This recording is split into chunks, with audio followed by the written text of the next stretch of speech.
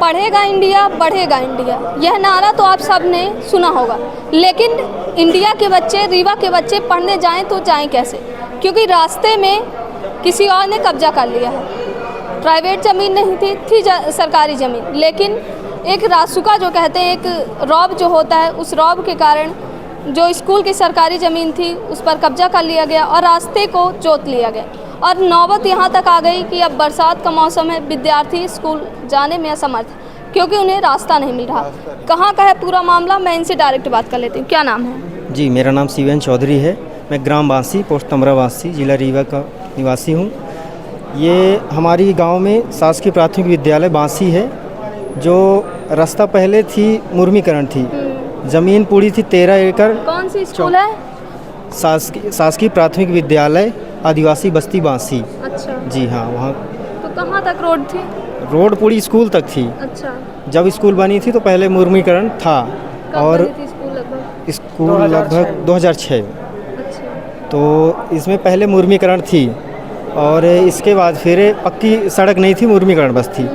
और पटेल जी की ज़मीन थी तो उन्होंने पूरा जोत लिया है। अच्छा, और मतलब एक तरफ स्कूल की ज़मीन थी, एक तरफ पटेल जी की। हाँ, तो ज़मीन को जोत लिया गया है पूरा और बाड़ी भी लगा दी गई है। या फिर स्कूल की सरकारी ज़मीन है, 13 एकड़ 54 डिसमिल ज़मीन है पूरी सरकारी, स्कूल से लेके और इधर मेन रोड से तक, मेन रोड तक। गौशाला भी है वहाँ शासकीय उधर। तो आप लोग पटवारी से मिले होंगे? पटवारी से हम लोग पिछले वर्ष कई बार दे चुके हैं, आवेदन दे चुके हैं, नपित भी हो गया है, लेकिन कोई सुनवाई नहीं हो पा रही है। जब नपित हो गया तो फिर क्यों नहीं छोड़ रहे हैं? एक बार छुड़वाए थे, लेकिन और सरपंच जो थे तो वो छोड़ा दिए थे। अब फिर से उन्हीं के भाभी जी रहती हैं। अच्छा, मतलब उनकी भाभी थी? सरपंच हैं तो वो फिर से जोत लिए। क्या नाम है उनका? उनका सुभरनिया देवी। तो क्या कहते हैं, क्यों नहीं छोड़ रहे हैं? अब ये तो वही बता सकते हैं मैडम, वो फिर से जोत लिए। अच्छा, कहने पर वो छोड़ नहीं रहे हैं। पटवारी साहब क्या बोले?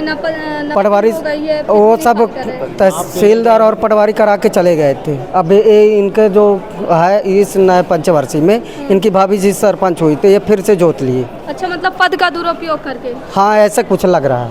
अच्छा, तो यहाँ पे कलेक्टर कार्यालय में क्या बोली कलेक्टर? जन सुनवाई, उनसे मुलाकात नहीं हुई। जन सुनवाई में कागज़ दे दिए हैं, फिर से दोबारा देने आए हैं। अच्छा, तो पहली बार आए थे तो क्या कहा गया? पहले बार हो गया, वही काम हुआ, छोड़वा दिए थे जो था, फिर से उसी को जोत लिए। कोई सुनने वाला नहीं उधर, ना सरपंच बोल सकती हैं और ना बच्चे नहीं जाते हैं? अब बच्चे नहीं जाने का रास्ता ही नहीं, बाड़ा लग गया है। लगभग कितने बच्चे रहे जाते हैं? कम से एक कम दूसरे का 50 सहारा। बच्चे हैं। अच्छा, 40-50 बच्चे। कितने, कौन सी क्लास से है इसको? पहली क्लास से 5 तक। पहले से 5वीं तक है। गौशाला भी है उसी में। अच्छा जी, स्कूल और गौशाला दोनों हैं। अच्छा, दोनों का आवागमन वही रास्ते से होता था। बस्ती भी बसी हुई है, आदिवासी लेकिन बस्ती उनके लिए भी कोई आने जाने का साधन माध्यम उपलब्ध नहीं है। तो क्या यहाँ क्या बोले हैं? अभी यहाँ तो अभी कुछ नहीं दे दिए हैं मैडम। जन सुनवाई अब क्या आदेश आता है वो तो वही बता सकते हैं। तो स्कूल की ज़मीन में पद का दुरुपयोग करके, जैसा ये कथित तौर पर कह रहे हैं, जन सुनवाई में ये गए तो उस स्कूल की ज़मीन, साथ ही जो स्कूल की ज़मीन में ही गौशाला भी सटा हुआ बना था, लेकिन दोनों का जो आवागमन का रास्ता था वह सेम था, उसी रास्ते से लोग आते जाते थे। लेकिन अब गांव के ही एक, ये कहें राजनीतिक व्यक्ति या फिर ये कहें कि खुद सरपंच के दबाव में आके, सरपंच के साथ रह के, सरपंच के परिवारजन का ही जो खेत था उन्होंने ज़मीन पर कब्जा कर लिया। और आज यह है जो आदिवासी समाज के जो लोग हैं, आज यह उस रास्ते के लिए लड़ाई लड़ रहे हैं, क्योंकि उसी रास्ते से इनके भी बच्चे, इनके भी भाई बहन या फिर इनके परिवारजन लोग निकलते थे। लेकिन आज वह रास्ता ब्लॉक हो गया है और रास्ता ब्लॉक होने के कारण बरसात का मौसम है तो बच्चे स्कूल नहीं जा पा रहे हैं, जिससे विद्यार्थियों की जो शिक्षा है वह भी प्रभावित होगी। फिलहाल इन्होंने जन सुनवाई में अपने आवेदन दे दिए हैं। पहली बार नहीं सुनवाई हुई तो अब यह दूसरी बार आए हैं। अब यह तो जांच का विषय है कि यह जो लोग हैं ये कितनी बार और चक्कर काटेंगे।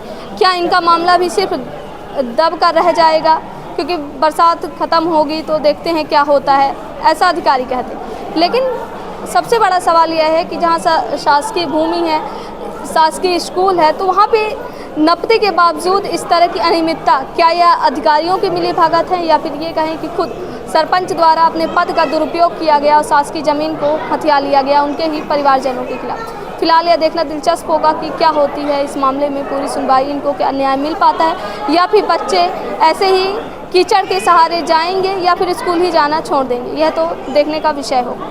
वीडियो जर्नलिस्ट नीरज के साथ सोनाली दुबे की रिपोर्ट।